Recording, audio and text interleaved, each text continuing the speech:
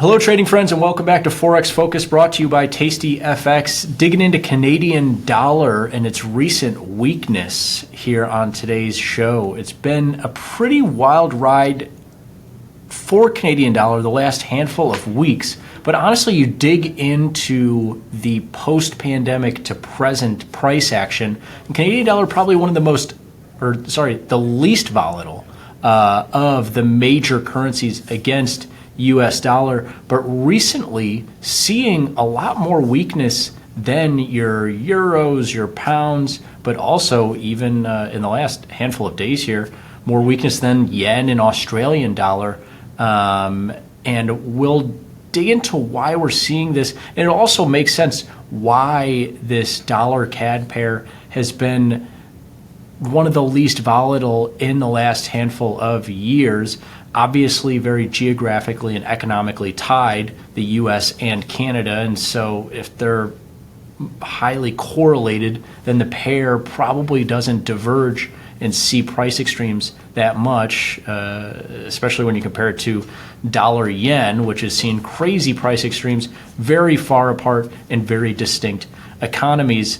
But we'll dig into the Canadian economy and what has caused some of this bearishness in just a second. Let's start with the price action itself. And you have now a dollar CAD that is back up close to 138, trading through 137, and just a really interesting last handful of days here, because if you think about the sentiment around euro or sterling the last handful of days, you would probably summarize it as being net bullish, right? I mean, the euro's closer to 110 than it is 105, and the pound's closer to 130 than it is 120.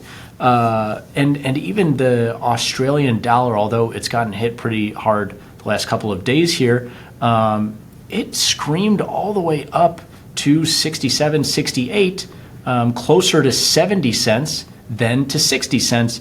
Not the same here when you're looking at the last couple of days and also this year in general for this dollar CAD, trading, like we say, close to 138, but trading towards its lows for Canadian dollar when most of the other major pairs are trading towards their highs. And this is for a number of reasons, but the biggest one being the Bank of Canada, one of the first major central banks to start cutting interest rates. And this is coming at a time where employment has been missing and inflation has been missing. And you might say, well, Frank, inflation being lower than expected is probably a good thing for Canadians. And yes, it might be, but not necessarily a good thing for this currency amid the relative interest rate story that's been playing out the last couple of years. We'll dig into those relative interest rates in just a second, but let me highlight the employment piece because this has been pretty rough. And employment across the globe has definitely downticked compared to 2021 and 2022, and even parts of 23 and even the start of this year, a lot of outperformance, really big numbers for U.S. employment. Everybody has been downticking recently, but Canada unexpectedly hit 6.4% unemployment at their last meeting. And not only are you seeing this trend higher, but now above 6%, unexpectedly, not only trending higher, but at a faster pace than they had anticipated. I believe this is the second reading in a row that was higher than expected. They expected an uptick to, I think, 6.2 or 6.3%, came in at 6.4%. And this is the highest unemployment since January of 2022, when these numbers were coming down after the pandemic. Remember, of course, in 2020, you see all of these crazy bad economic data points, and then throughout 21, they're starting to normalize and go in the other direction. And then most global economies are doing so good that inflation is heating up as employment was at some of the best numbers that we saw in 22 and 23. Now starting to turn over, and thus the most recent cut to interest rates from the Bank of Canada. In the U.S., we've been talking about when will they cut. I mean, it was 3 or 4 months ago that there was a question of whether or not they would cut interest rates here in the U.S., as some futures markets were pricing in maybe another hike from the Fed. Bank of Canada has already ripped the Band-Aid off. They cut 25 basis points, and they're expected to cut another 25 basis points here in their July meeting. And that'll very quickly bring them down to 4.5% if they do cut in July, which would be a full 100 basis points lower than the U.S. If we look at global interest rates for comparison, and just as a quick aside, why are we talking about interest rates on a forex show? Well, interest rate differentials are huge for forex demand dynamics, because if I'm trading a forex market like dollar CAD and I'm long dollars at 5.5% and I'm short CAD at 4.5%, obviously this is showing 4.75%, but with another 25 basis point cut, that would be a full percentage point differential. Then on an overnight funding basis, I could be getting, all else equal, some profits from long U.S. dollar at 5.5%, short CAD at 4.5%.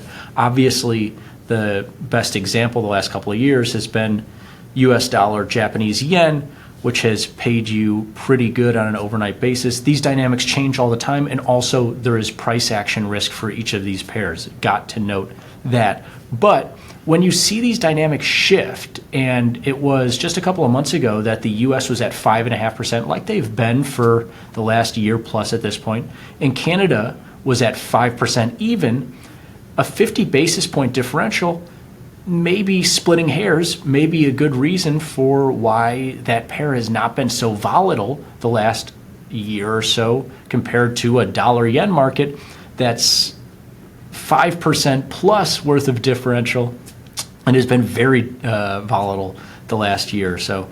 As that gap widens, probably going to get more price volatility and potentially get less demand for CAD, more demand for US dollar, maybe pushing those US dollar CAD prices even higher. That's what we've seen so far.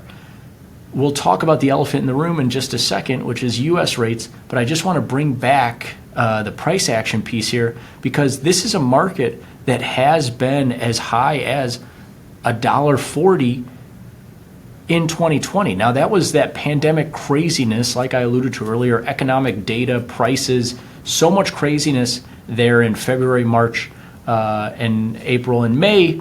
And then by the summer, a lot of normalization. And then actually a lot of, it was by the end of the year that S&Ps and a bunch of other markets were printing all-time highs. So we did get up there to 140. It's definitely possible, and beyond is possible. Again, dollar-yen traders know that there is no price extreme that's off the table. The market can do whatever it wants. But right here at 138 is a price that the last couple of years, this market has not been able to break. And so even though it's only 250 pips away from that 140 level, this will be really interesting to see if they can break through that, because this is a market that has bounced off of that ceiling a couple of times. But if the Bank of Canada is feeling so desperate and their inflation is printing under expectations, so they have no reason to keep interest rates so constricting, it'll really become a conversation of, will they cut rates faster and further than the U.S. In the next month, in the next 3 months? And the price action will likely reflect that. Of course, there's other stuff going on. There's elections, there's geopolitics, a ton of stuff that could sway this price one way or another. But the interest rate differential will be key. And the elephant in the room is the U.S. interest rate situation. Because, like I said earlier, the Fed has not cut yet. But U.S. unemployment has been upticking. It's not 6.4% quite yet, but it did hit 4% recently, and has come in similar to Canada, unexpectedly high the last couple of months. And I know it's hard to read, but just believe me when I say the chart lower there showing the CME Group's Fed Funds Futures price distribution for the September meeting shows an almost 100% chance, about a 95% chance, the market is projecting that the Fed will cut interest rates in September. Now, keep in mind, I just told you that the market is pricing in another cut from the Bank of Canada in July. The market is not pricing in a cut from the Fed in July. And so that gap is, given current markets, likely to widen out to that 100 basis points. But if the Fed cuts 25 bips in September and Canada doesn't, then it comes back into 75 basis points. Maybe CAD gets some demand off of that.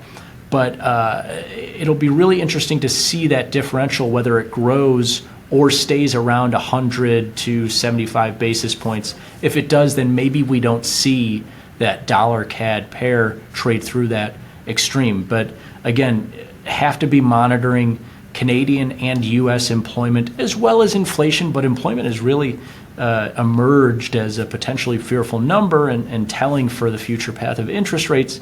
And of course, we'll be watching the Bank of Canada and the FOMC meeting here in July and into the future, monitoring those rate differentials, because I guess I would say it's likely that the dollar-CAD pair is trading that extreme if that differential does widen out beyond 100 basis points. So, for example, if the Bank of Canada did cut again in July and then maybe again in September, and the Fed for some reason didn't cut until later in the year, maybe after the election for some crazy reason, then maybe that USD CAD pair does trade through that extreme. But again, if it stays, they cut, we cut, they cut, we cut, then maybe we trade back to more normal prices for the last couple of years. A lot on the table in a surprisingly emerging volatile pair between US dollar and CAD. We'll continue to monitor it. Thanks for watching the show, everybody. Peace.